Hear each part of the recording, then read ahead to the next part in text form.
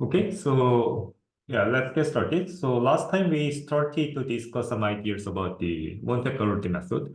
And the basic idea for the Monte Carlo method is basically it's all about basically how we're gonna do some kind of the numerical, get some kind of numerical approximation for the integral of the computation. So in case when we cannot basically find some kind of the analytical solution for the integral, we are just taking some kind of the numerical approach to get some kind of the approximate, some kind of estimate for the integral. And there are actually multiple the other ways around basically being some kind of the get some kind of estimate for the integral. But the power of the Monte Carlo method is in basically simplicity. So it's kind of the stochastic approach in terms of that once you have some kind of the some indeterminate the samples that are basically samples from some kind of the certain the probability density function, based on that we can define the Monte Carlo the estimator shown in this slide. Let me, yeah. It's shown here, for any kind of some given the probability, the density function, we can basically have some kind of lots of the samples, and we can use those samples to basically estimate any kind of integral. So it doesn't need to be 1D integral, but for in any kind of the multi-dimensional space, we can use the same approach by just having this kind of some of the samples and the estimate. And one of the good thing of the Monte Carlo estimator was that it was basically the unbiased the estimator, which means that we can expect that the output will be the same, will be equal to the integral. So which means that when you calculate the expected value of the estimator, we can prove that the expected value is the same with the integral. So that's the case that we are having the unbiased the estimator. And we could also basically consider some kind of the efficiency of this kind of estimator. So we need basically care about like both the variance of the estimator and also the computation time of the estimator. Based on that, we could also define the efficiency of the estimator. So those are basically things in terms of like defining some kind of estimator. And while we also discuss some kind of unbiased estimator, there can be some kind of other types of some biased estimator, which is the case that the expected value does not exactly match the given the integral of the function that we are calculating. But actually, the kind of good thing was that, I mean, the key thing was that even in this kind of the case that we are having the biased estimator, the thing we need to do, we need to basically check out is that this still might be the case that we can basically see some kind of a convergence to some kind of the true value. So that was kind of the example that we are seeing in the last lecture. So for also for the Bessel's correction case, even with some kind of the biased the estimator of the variance, we could see that actually the estimator can converge to some kind of a true value when the number of the sample is going to the infinity. But it's just like the bias, which means that when we do not have the kind of infinite number of the samples, the output may not exactly matches the number that we want to get. But in some of the cases, such kind of the biased estimator still can be useful, especially when the convergence the rate is much faster than the unbiased the estimator. So which means that in practice, in many of the cases, obviously, if we can have some kind of the unbiased estimator, it's always good to have some kind of the unbiased estimator. But in some very special cases, when we can basically define some kind of the biased estimator, which converges much faster than the unbiased estimator, then we can consider using this kind of the biased estimator. So this was kind of the one key thing. And it's kind of the way to basically improving some kind of the efficiency in terms like calculating this kind of the estimator. One of the idea that we also discussed last time was basically the stratified desampling. So this was the idea that we are partitioning the domain of the integral into some kind of some multiple regions, and then allocating the samples into each of the partition based on kind of the probability density function that we are also defining for each of the partition. So one of the key things that we also could see last time was that basically this kind of a stratified sampling is not increasing the variance at all. So which means that it's always good to basically try to do some kind of a stratified sampling, basically dividing some region into some kind of some multiple pieces, and basically doing some allocating the samples into each of the region. So one of the simplest idea in terms of like the allocating the samples into the region was based on using the kind of the area of each of the area or the volume of each of the region, and then doing some kind of uniform sampling for each regions. So this was kind of the very simple but effective way to basically decrease the variance and also getting some kind of the more accurate estimate of the kind of the integral. So this was kind of the basic idea that we discussed last time. And today we're also going to discuss some more ideas in terms of like how we can also improve the efficiency of the computation of the estimate. So really the most important part in the Monte Carlo, the estimator is basically utilizing some kind of importance sampling. So here the key idea is that when you define the Monte Carlo estimator like this, what actually we can see is that if we, so it's all basically a matter of like how we define the probability, the density function here. Yeah, here. So the good thing of the Monte Carlo estimator is that we can choose any arbitrary the probability density function for the sampling. So the simplicity ideal was basically just using the simplicity, the uniform distribution. But depending on basically the probability density function that we are picking here, actually we can see some kind of different kind of convergence rate for the estimator. So actually one kind of the example is that if we pick the PDF function here as kind of the function which is basically proportional to the function value of the f here, then we can actually see some kind of the very fast convergence rate. So if we think about like this kind of very special case, when the PDF is defined as kind of the same as the function divided by basically the integral of this function. So this can be kind of the one way that we can make some kind of the PDF that basically satisfies some kind of conditions for the PDF, right? The integral of this, the PDF, the function over the domain should be one, right? So this can be the easiest way that we can make some kind of the PDF from the function DF. And in this case, what we can see is that if we plug in into this the Monte Carlo estimator, that we can see that for any kind of the random variable, this kind of the f divided by the p, this term becomes the constant, right? As kind of this integral of the value. Then this becomes the case that we are kind of like achieving the zero variance. So we can always get some kind of the perfect outputs. But obviously it doesn't make sense because our goal here is to basically estimate this integral. So it's kind of like chicken and egg problem. So if we can obviously get some kind of the integral of this function, then we can also get the like zero variance the estimator. And actually we don't need the estimator because we already know this value, right? So this is really kind of the chicken and the egg the problem.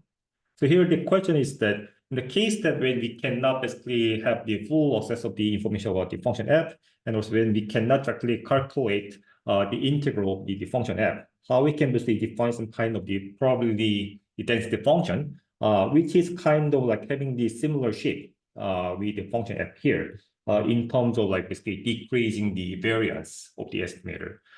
So that's kind of the key idea of the importance sampling. So let's do some kind of some simple exercise with this kind of function. So let's say like we are having this kind of the shape. Maybe yeah, here basically let's assume that even we don't know the analytic form of this function. We just have some kind of the sense that the shape of the function will look like this. So when you have this kind of some very weak information for the function, that the function will basically look like this. What is kind of the way that we can define some kind of the simple probability density function that basically had the similar shape with this in terms of like decreasing the variance? Do you have any kind of a suggestion in terms of like doing some important sampling for the PDF here?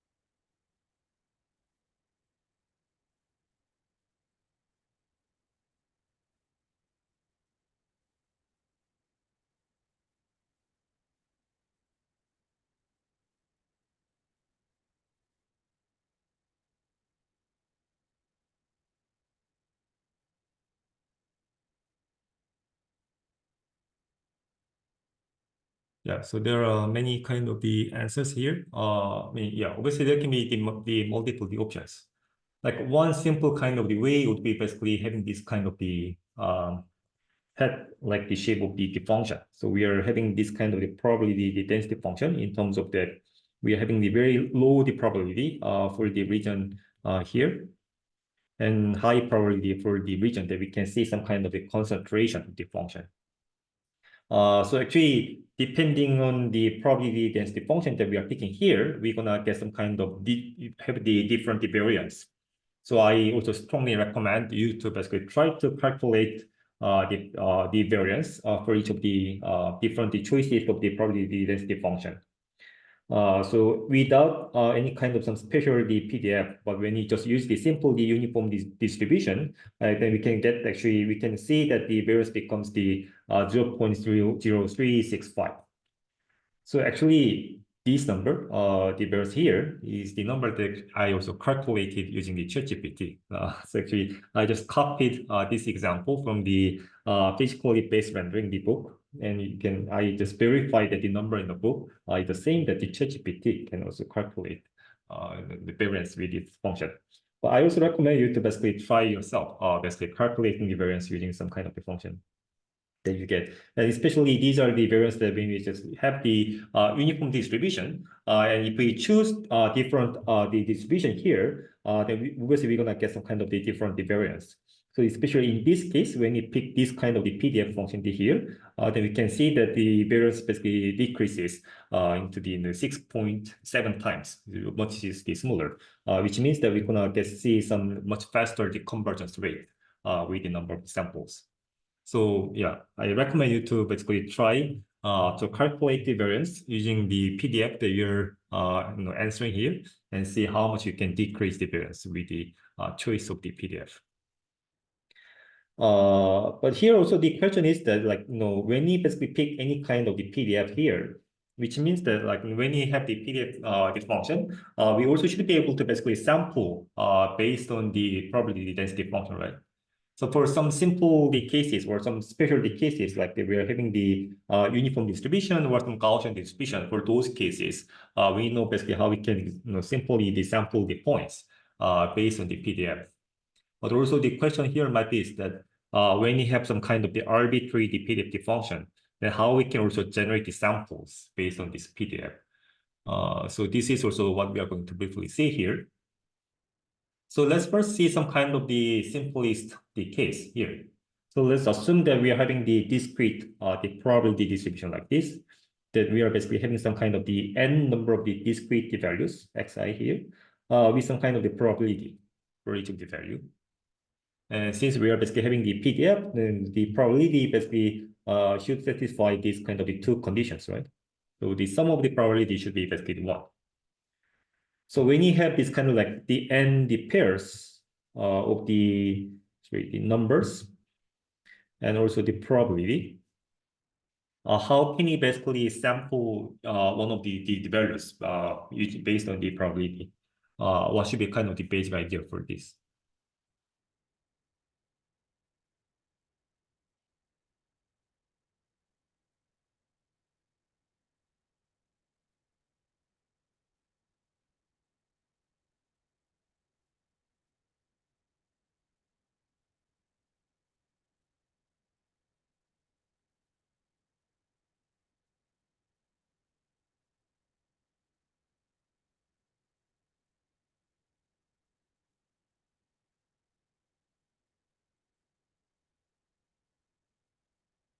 Any ideas? Like when you have the n number of the values and the corresponding the probability the value, then what's the way that we can sample one of the values according to the probability the density?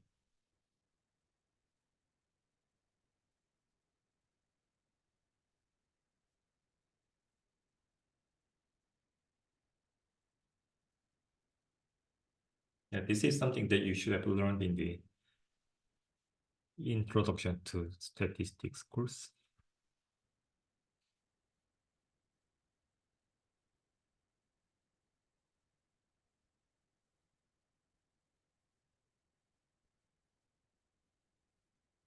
Now, one simple way that we can think about this is that basically we are thinking about some kind of the cumulative the distribution the function. So we are basically accumulating the probability density for in the order that we are having the all the values.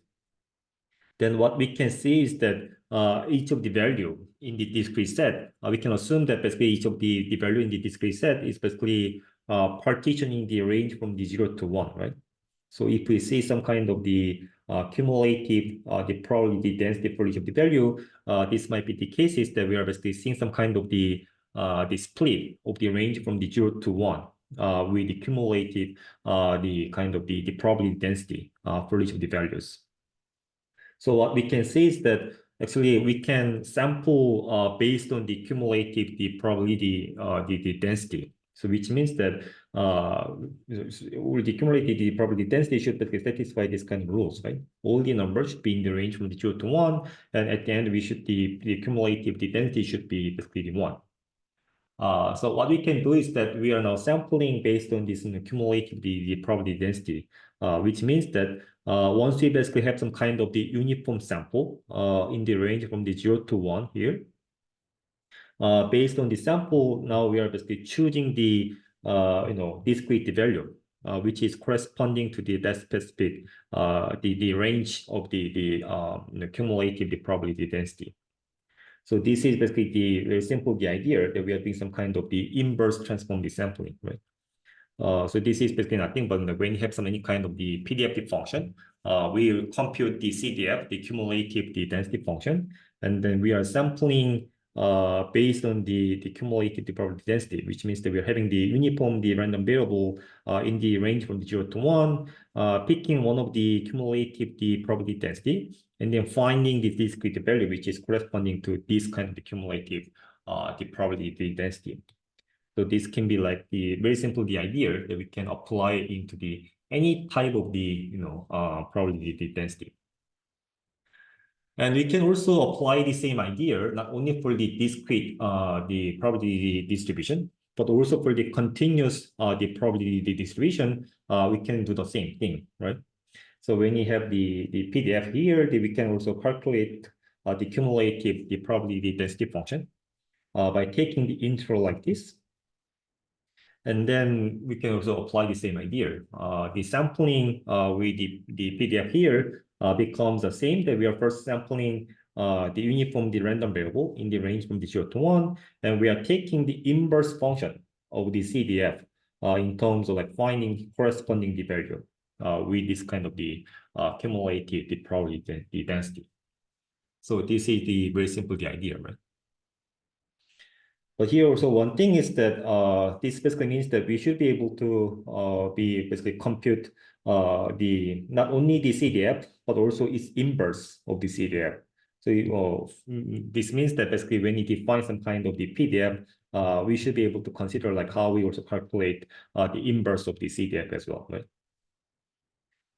So when we can basically define the inverse of the CDF, we can easily sample based on the probability density function, and then we can apply the idea of the importance the sampling. Some simple idea. So let's also do some kind of a simple, some kind of the exercise. So let's first try to see, like, let's say like we are having the function that is just like nothing but like x squared in the range from the 0 to 1. Then if we want to find the probability density function, which is basically proportional to the given the function, what would be such kind of function, the px here?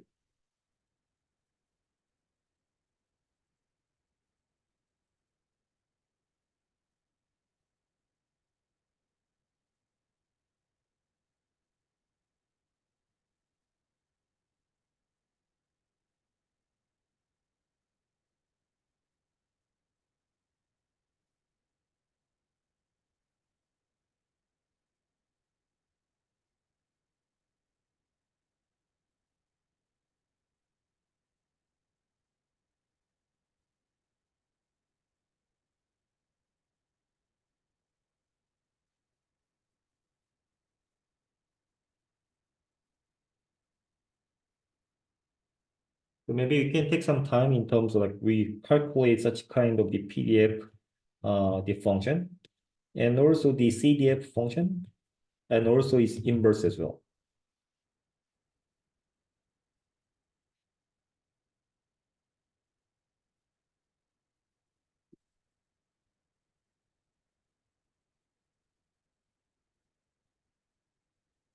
So if you found the PDF PX here, let's also calculate the CDF PX here and also the inverse of the PDF CDF as well.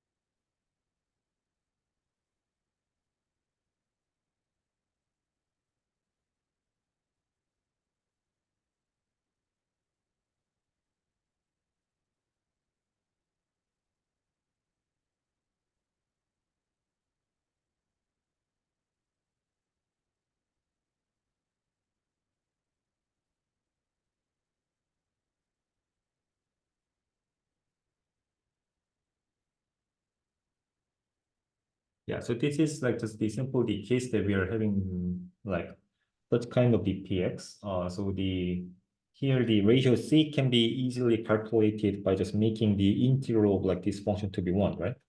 Then we can easily see that like the C becomes like 3/8. Then we have the obtaining the PX like this. And this is obviously a function that we can easily calculate the CDF as well. So the CDF will becomes like 1/8 of the x to the cubic, and the inverse of the CDF will be defined like this. So this is kind of like one simple example that when you have any kind of the analytic form of the PDF, like especially into the polynomial function, then we can easily calculate inverse of the CDF, and then we can do the sampling based on the PDF using this the technique of the inverse transform desampling.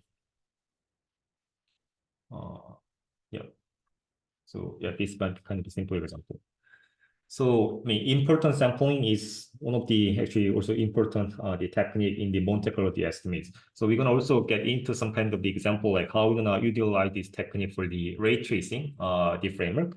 And you actually see that like all the things that we are doing in the ray tracing the system is all about basically doing some kind of the Monte Carlo like the integral the computation with some techniques of the sampling. So those might be kind of the main idea that we're gonna see in the ray tracing the system.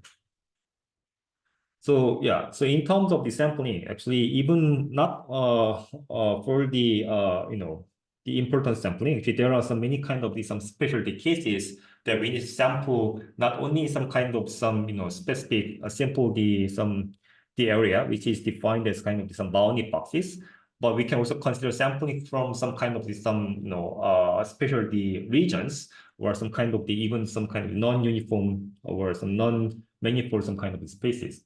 So as a kind of one of the examples, what we are also going to see is that like if we also sample like the points, especially uniformly sampling the points in a kind of the unity circle, then what would be kind of the best way to do this, right? So let's get into like this specific example. So if we want to like uniformly sample in a kind of the unit circle, one kind of simple the idea might be utilizing the polar coordinates, right? So we are basically representing any kind of the point with the r and the theta. And then one simple way that we can do some kind of sampling in the unit circle might be is that we are uniformly sampling some kind of the angle the theta in the range from the 0 to the 2 pi, and also sampling the radius from the range from the 0 to 1. Then we're gonna get this kind of the some XOYD point, right? Does this make sense? What the kind of problem that we are having this kind of the sampling? So actually, if we sample like this, then actually we are not getting some kind of the uniform samples. What the reason for that? Okay.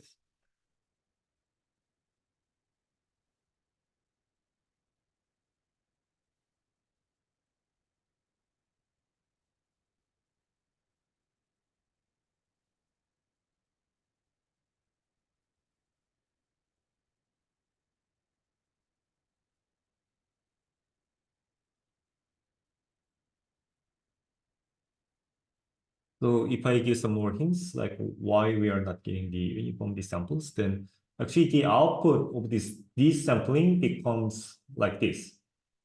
So you can see that we are having some more like some sort of the concentration at the center of the circle. While the uniform sample that we want to see is basically this kind of the output. So we are having some kind of the more like distributed the points in this case, right? And here the question is that why we are having some kind of a concentration at the center, right?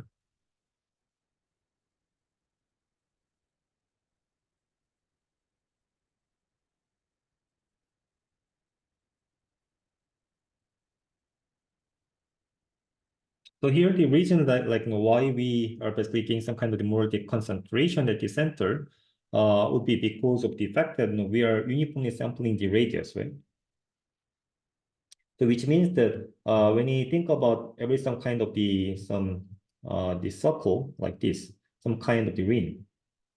Let's say like we are having some kind of the ring here, with some kind of the infinitesimal the width of this kind of ring, right? So when you think about like this kind of like infinitesimal the width of the ring, having some kind of the also the some kind of area for each of the circle. There is basically all this kind of circle at the same the probability to be picked because we are having the uniform the samples of the radius, right? So basically, those kind of the circles might have the same the probability to be picked, but we can say that like the the area of each of the ring is basically different because the area will be basically defined as kind of the 2 pi r times of the delta r, right? So as you can see, as we basically go further from the center to the outside of the circle, we're gonna basically see that the area of this kind of the ring is being increased while we're having the same the probability to pick each of the circle, right? So that's why we are basically having some kind of concentration at the center. Since as we get closer to the center, the area of the region to become smaller, while we are having the same the probability to pick that region, right? So here the question is that how we basically change the sampling the probability the density function in a way that we can get some this kind of the uniform samples. So what we can actually see here is that let's see this kind of the case. So let's say like we are computing some kind of the infinitesimal the area of any kind of the point in the unit circle using the polar coordinates. Then we can see that for each of the point here, the area of this kind of region becomes like dr times r d theta, right? So from the definition of the angle here, so this length will be the subtended from the small angle the d theta here, right? So we can see that this small region is basically has the area of the r, dr actually times r d theta. So that becomes this, right? So the infinitesimal area for each of the point becomes this. And then what we want to do is that we want to define our the probability density function in terms of that becomes basically proportional to this kind of infinitesimal area, which means that we want to define the probability density function p here in terms of that this becomes the function which is basically proportional to this area. So this basically means that we want to define the probability the PDF here, which becomes like has the some certain the constant ratio with the radius r here. Is this clear? Then here the question is basically how we're gonna define this kind of the PDF. And what we can see is that now we are defining, sampling the theta with some kind of the uniform distribution. And then what we are seeing is that we are now sampling this R and this theta independently. So we can see that now this PDF can be decomposed into this form. And also here what you can see is that this PDF is decomposed like this, and we know this probably the density function, right? Which is the uniform distribution. And here the question is that when you know this kind of the fact, and when you want to make this kind of this PDF to be have some proportional to the radius R here, then how should we define this kind of the PDF for the radius dr, and how can we also sample based on the PDF? So let's think about this.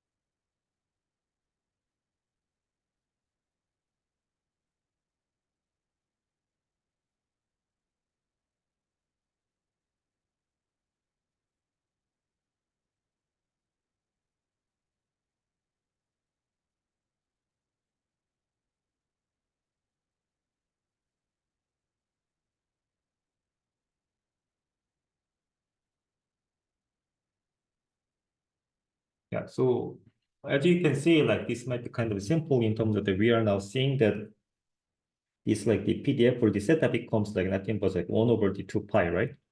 And we want to make probably the density function for the R to have this form. So it's a matter of basically finding this kind of the constant term C here, right? So by taking the integral of this kind of PDF, we can see that the C should be basically the 1 of the pi. And based on that, we can see that the PDF now becomes 2 times R, right? So which means that if we want to have some kind of the uniformly samples so inside the unity circle, we should not have some kind of the uniform distribution for the radius dr. But actually, this PDF for the R should be some kind of the linear function with the radius R here. And based on that, what we can also see is that the CDF, the cumulative distribution function for the R becomes the R squared. Then we have all the information about the PDF and the CDF, and we can also have some kind of calculate the inverse of the CDF here as well, right? So based on that, if we really want to have some kind of uniform samples inside the unit circle, then what we can do is that for the radius, this becomes some kind of the inverse of the CDF. For the angle the theta, we can also have the inverse of the CDF like this. Then what we need to do is that we are basically sampling the two uniformly random variables in the range from the 0 to 1. And then we can basically take the square root of the first one and also 2 pi times the second one is kind of the R and the theta like this. So this can be some kind of the simple way that we can also do some kind of the uniform sampling in the unit circle. Does it make sense? Obviously, we can even try something like even simpler the way. The other kind of simple way that we can do this kind of thing might be is that we are basically doing some kind of the rejection sampling. especially when we do have some kind of like not having this kind of some simple region, but when we have some kind of the complicated, some kind of the shape, where basically we need to do some kind of sampling, we can consider having these kind of the bounded boxes, and basically just sampling inside the bounded box and rejecting some of the samples that are outside of the region.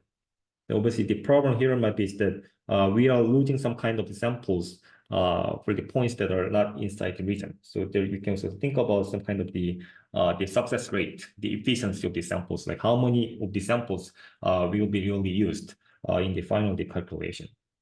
So this can be another simple approach. So let's also do some kind of the extension from the circle in the 2D space into the sphere. So that's actually kind of the main purpose of like doing all those kind of things. So if we can basically sample inside the unity circle, what about like the case that we are sampling the points on the unit sphere? So this is the case that like we now want to sample the points over the surface of the unity sphere. So in these cases, we can also represent each of the point with the spherical coordinates, right? Having the this theta here and also the pi. So now the theta becomes the angle between the axis to the north pole to each of the direction, and also the pi becomes some kind of the axis of the angles of the azimuths, right? So actually, the meaning of like this is that if we can uniformly sample points over the surface of the unit sphere, this is basically means that we can do some kind of uniform sampling of the direction, right, in the 3D space. So without the scaling, if we want to do some kind of the uniform sampling of the direction over the 3D space, we can actually consider sampling the points over some kind of the unit sphere. So those are also the cases that each of the points can be represented as some kind of the having some kind of the infinitesimal area, which is basically calculated like this, right? And since we are also having the unit sphere, the R square becomes the 1, right? We are having this kind of the infinitesimal the area. And we want that probably the density function for the p theta pi to be basically proportional to this kind of the infinitesimal the area, right? For these cases, how should we define the probably the density function for the p theta and also the p pi? Then let's also see how we can also compute the CDF and how we can also do some kind of a sampling based on this kind of probably the density function. So let's try this out.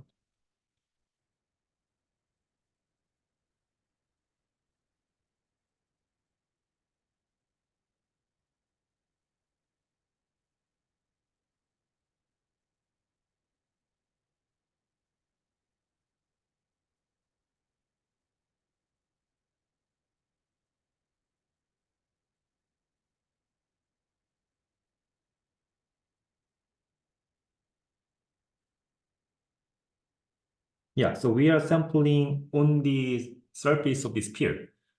We can also think about the case that we are sampling inside the sphere. So that would be kind of another the exercise. But let's just think about the case that we're sampling on the surface of the sphere.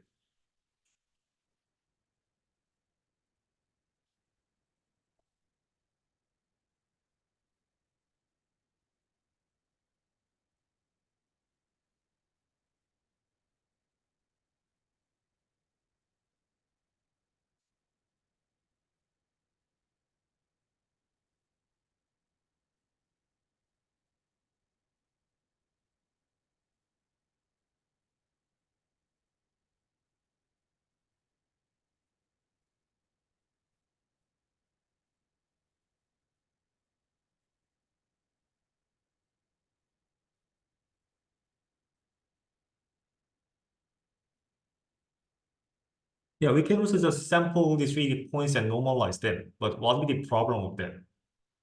If we simply like sample 3D points and normalize them, the problem would be is that they do not be having the uniform samples, right? So in the case of like, so we can also think of like sampling the points on the circle, right? Not inside the circle. For those kind of cases, we can also consider basically sampling the points inside any kind of 2D points and normalizing the points, right? Actually, we can say that like this kind of the sample the approach may not be really having some uniform the samples.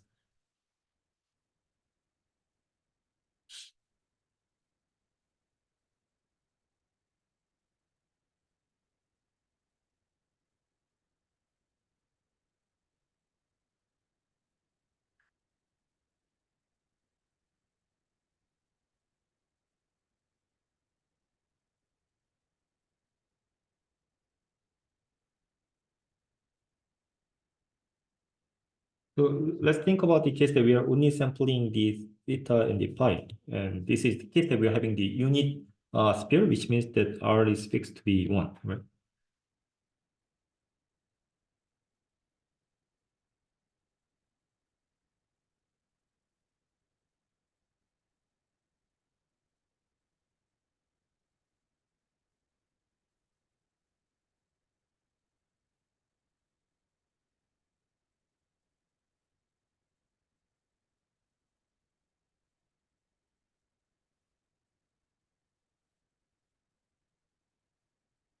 So this is kind of like similar to the case that, in the previous case, we had the P R d theta, which should be proportional to R. In the 2D, the circle case. Now, in this kind of like 3D case, we see that the P theta pi, this is not the same theta, but the different theta, T should be basically proportional to the sine theta, right?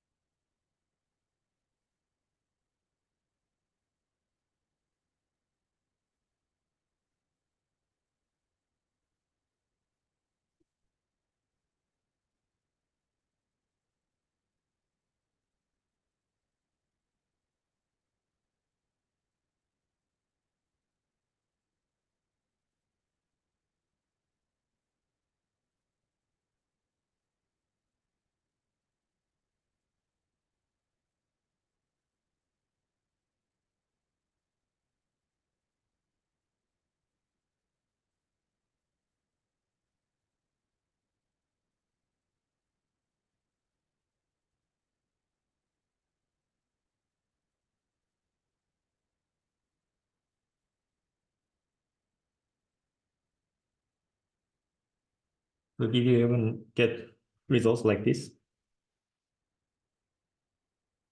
Is it the same as you calculated?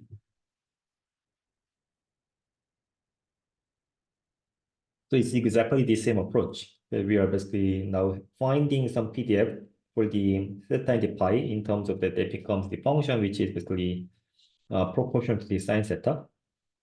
And we also want to sample the theta and the pi independently, or basically fixing the PDF for the pi to be kind of uniform the distribution. And we can see that now the PDF for the theta should be have this form, right? And if we calculate the C here, then we can see that actually this P theta, the PDF for the theta should be basically the half the sine theta, right? Clear is the results that you got. And then if we take integral to compute the CDF of the theta, then we can now have this form of this kind of the CDF, the function. So if this is not the same with your calculation, maybe you can check this out after the lecture. So I will also post all these slides in our course webpage. So these are some kind of the calculation in terms of how we do some kind of the uniform sampling only the unit is pure. Then what we can see is that according to the CDF in the previous slide, now we can basically calculate sample the theta and the pi with the uniformly random variables. And if we think about this typical the coordinates, the x and the y and the z coordinates becomes like this. So while we are having some sort of the some complex terms here, what we can see is that we can first calculate the z with one of the random the variables, and then by just taking z here, we can calculate the x and the y like this. So this is kind of like one simple way that we can do some kind of the uniform sampling on this sphere. And this like the uniform sampling on a unit sphere is actually one of the very essential part in the ray tracing. And can you guess why? So yeah, we're gonna get into that. So we're gonna start to go back to this kind of the reflection the equation. But what we are basically doing in our rendering equation was basically calculating the outgoing the radius by basically collecting all the information from the incoming the radius. Which means that for all the kind of the direction, which is represented with the solid angle, we should be basically able to do some kind of a sampling. So which is really sampling of the direction in the 3D space. And then, as I said, like sampling direction in this 3D space actually becomes the same as kind of like sampling points over the unit sphere or some kind of the unit hemisphere. So for those kind of like sampling of the solid angles, you can actually use this kind of the technique. Basically, this formulation. So this is basically what we are going to see. And as you can see, like all those things, like you'll be able to see that the other some types of the sampling also becomes like easier. So maybe you can also think about like how we can do some kind of the uniform the sampling on some kind of the unit the hemisphere. So that can be also another thing. And also we can consider uniformly sampling the points not on the surface of the surface of the sphere, sorry, but also basically inside the unit sphere. So those cases, what should be kind of the R and the theta and the pi that we are taking. So those might be another kind of things. And also if we are basically sampling points inside the unit sphere, we can also consider like having some kind of the rejection desampling. But if we take some kind of the rejection desampling, then what would be kind of the success rate? How much this kind of resampling would be kind of the efficient, depending on the boundary box that we are already having. So those might be some kind of the questions that we can consider doing some kind of the sampling. Any question on this? It's clear. So these are basically some kind of the basic things in terms of like, doing some kind of the calculating the Monte Carlo the integral. And we are going to see basically how we can apply this kind of the idea in our calculation of the rendering. So let's first see some kind of the cases that we are taking some kind of the calculating some direct the illumination. So if we go back to our the rendering the equation, so the rendering equation was defined like this. So as I said in the previous lecture, the rendering is all about basically calculating the radius for each of the direction. And what we can also see is that if we have some kind of the reflection of the surface, the reflection is basically the case that we are collecting the information of the incoming radiance from the all direction, and then taking the integral with some kind of the ratio of some kind of reflection for each of the incoming and the outgoing direction. And then adding some kind of some factor of the emission in the case that when the surface is also kind of emitting some kind of a light source, and then we are calculating the radiance for each of the outgoing direction. So this was kind of the basic the equation of the rendering. And this function defines some kind of the ratio of some kind of the light transport for each of the incoming and the outgoing directions was the function which was called the BRDF, right? And we have seen that this like BRDF is basically characterizing some kind of the material properties of each of the surface. So as you can see here, the key part is that we should be able to basically sample the solid angles over the hemisphere, right? So when you have this kind of the surface, that we are assuming that locally, this is kind of the point that we are having some kind of the flat, the plane. We are basically sampling the direction into the any kind of the points over the hemisphere. So which is really the case that we are sampling the points over the hemisphere. And then basically, calculating all these kind of terms, and this integral now can be estimated using the Monte Carlo method. So this is kind of the basic idea. Obviously, for this like random equation, there are some kind of specialty cases that we may not need to use some kind of the Monte Carlo method. Like one specialty case is that when you have some kind of the specular BRDF. So as I also mentioned last time, we can also have some kind of some sort of the mirror-like shape, where we basically see that the BRDF the function is defined like this. So here basically we get some kind of the value of the one for the BRDF when the incoming and the outgoing the direction of the vectors basically satisfies the angle of the reflection, right? So when you see that like this angle and this angle are basically the same with respect to the surface normal direction here. So basically when you specify the outgoing direction, where basically we want to calculate the outgoing radiance for each of the incoming direction, if we see that these two directions basically satisfy the condition of the angle of the reflection, then we are basically making the BRDF to be 1. Otherwise, we are making this to be 0, right? So this is the case that we are having this kind of Dirac delta function, right? So basically here, the delta here means basically the Dirac delta function that when this becomes this BRDF becomes 1, when these two are basically the same. Otherwise, this BRDF becomes the 0, right? So this is the special case that we are having the perfect the specular refraction. And this, specifically like this specular reflection is characterized not with the incoming differential irradiance, but with the differential with the incoming radiance and the outgoing radiance. So we are having this kind of the BRDF term, which means that the rendering equation turns out that we are having this kind of this rendering the equation where we don't need to take any kind of integral, right? So this is kind of a special case that we can directly calculate this rendering the equation without calculating the integral. And also the other special case might be that we are also having some kind of the direction of the light. So for example, when we assume that the light source is very far from the point that we are calculating the reflection.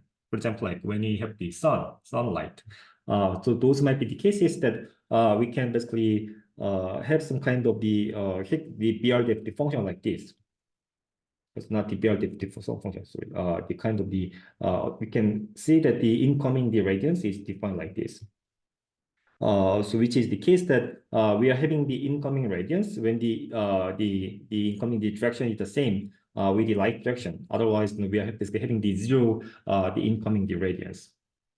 For those kind of the cases, we can also see that we can calculate the outgoing direction like this. So here we are basically plugging this kind of the visibility term. So unless we are having some kind of the occluders here, when we calculate some kind of reflection, then we can directly calculate all this kind of term. But if we have some kind of the occluder, basically occluding this kind of light from the light source, then we are basically having the 0 visibility here, that we are making the outgoing radiance to be 0.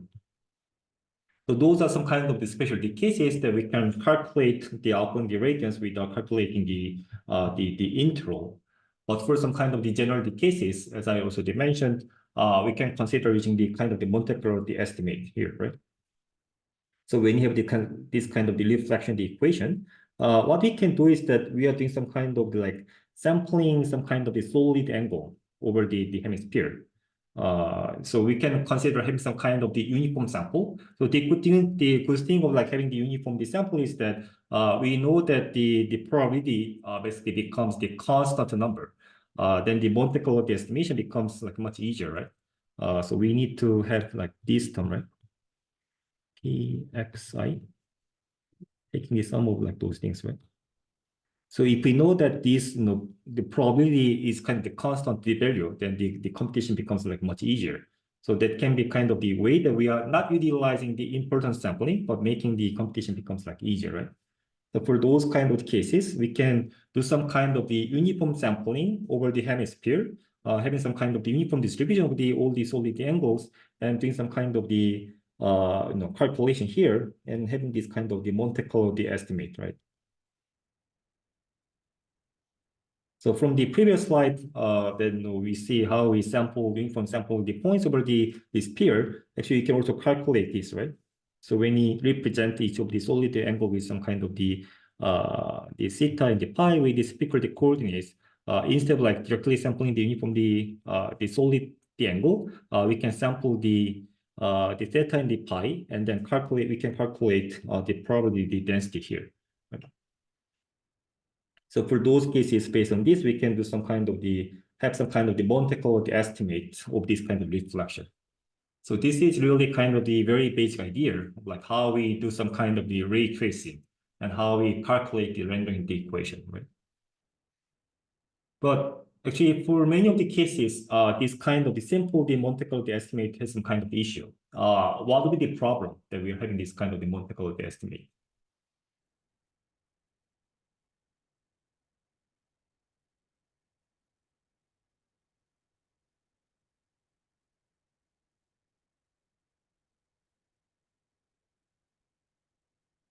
I also give some kind of hint for this, like when you do some kind of some naive the sampling of the solid angle, that we are getting this kind of output, while the right one is basically something that we want to get, right? So this is kind of like very simple the example that we are having the light source here, and then some kind of occluder in the middle of the space, right? For those cases, if we uniformly sample the solid angle over the hemisphere, then we get this. Right?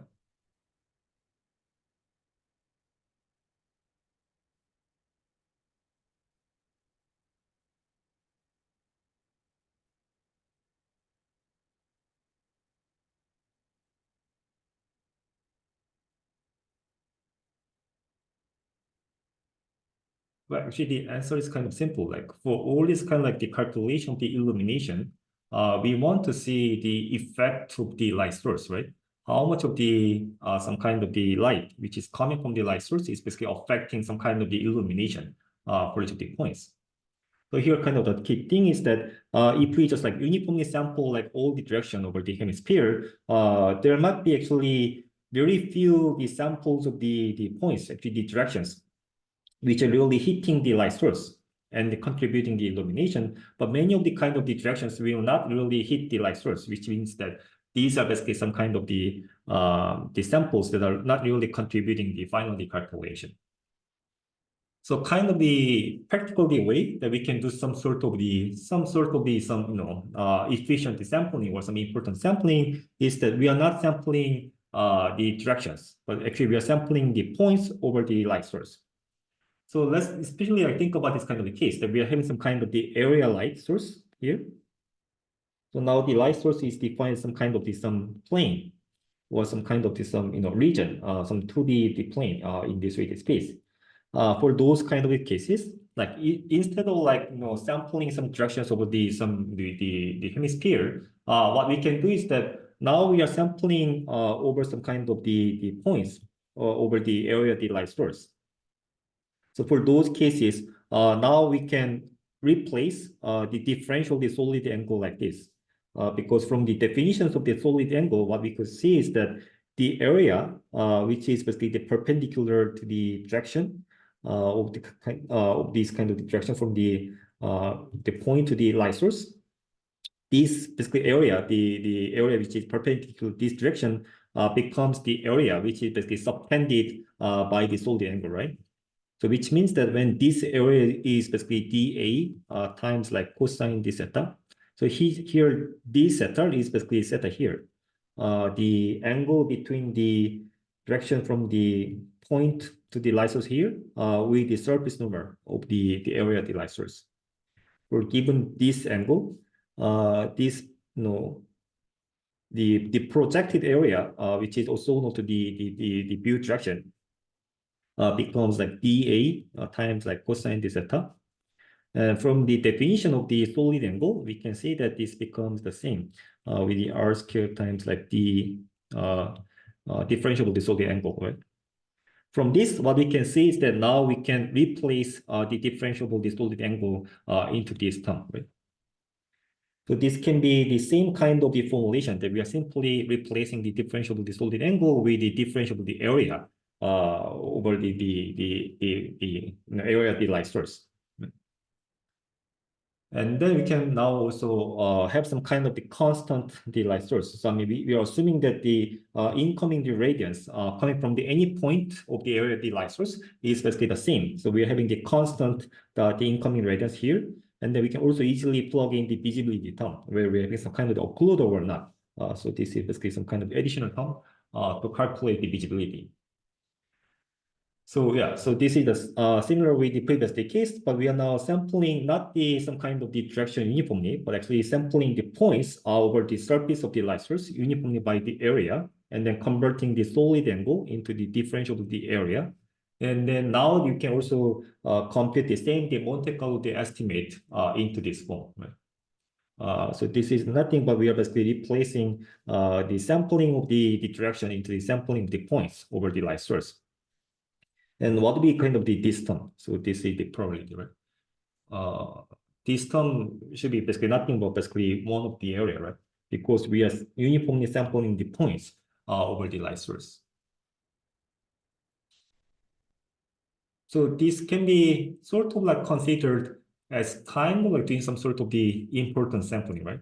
So we are basically changing the kind of the domain where we are basically sampling some points in a way that we can have some kind of the different estimator for the same reflection the equation.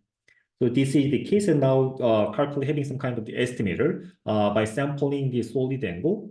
And this is the case that we are having the same estimator for the same equation, but not by sampling the solid angle, but sampling the points over the area of the light source. So which can be kind of the more effective way, because we can say that like all the points that we are sampling over the light source will contribute to the basically the computation of the illumination. Make sense?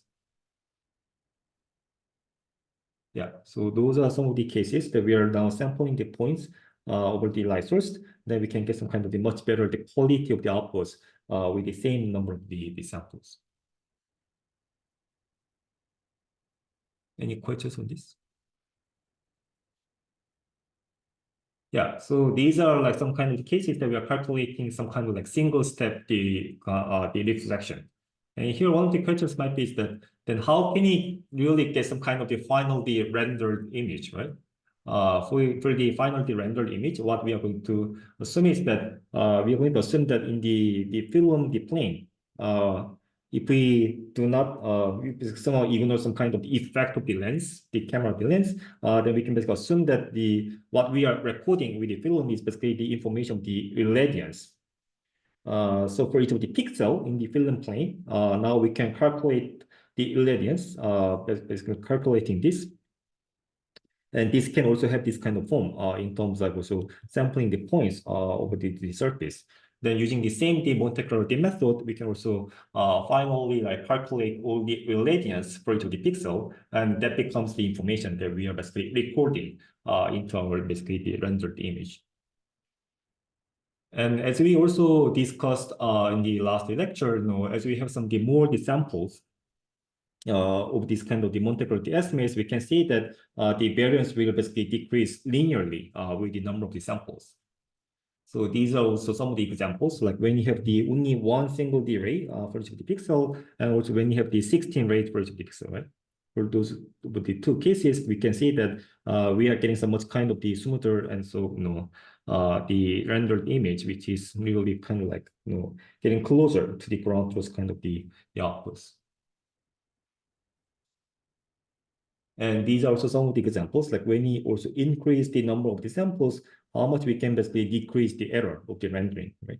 So these are the number of the rays that we are getting. And we can also see some video for this.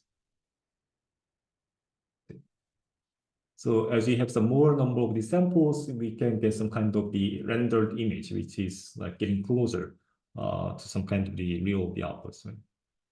Let me play this again. So these are basically, as we basically increase the number of samples, we can get some kind of some more like finer the outputs with some better the quality. Yeah. Also, important sampling is also important for the rendering as well. So depending on some kind of the situation, like so this is actually the cases that we are having some multiple the light sources. Then here the question is that how should we basically sample the light sources depending on like which information. So if we just like uniformly sample all the light sources, then we can get this kind of the output. But if we use some kind of trick of the input sampling in terms of like sampling the light source proportional to the power of the lights that are basically emitted for each of the light source, then we can also get some much better quality of the outputs using the same number of the rays. So those are some of the examples. Any questions on this?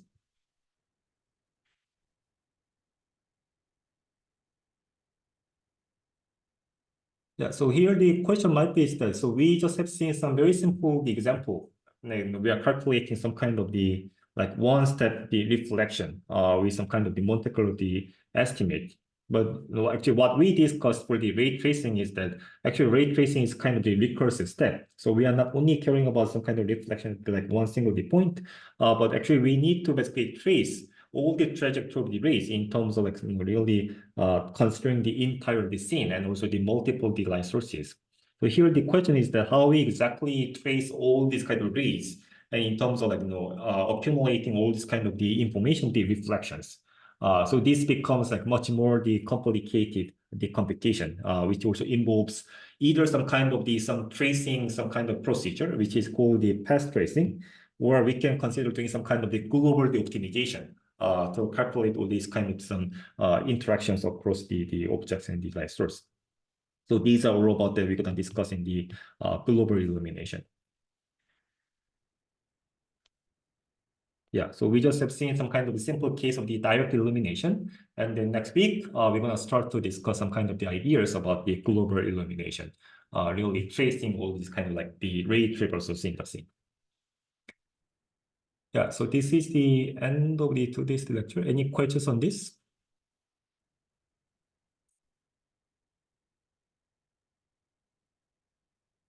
Okay, so we basically discussed some kind of the basic concepts of the Monte Carlo the estimates. So I recommend you to basically review those ideas and see how those can be basically applied into our some illumination the computation.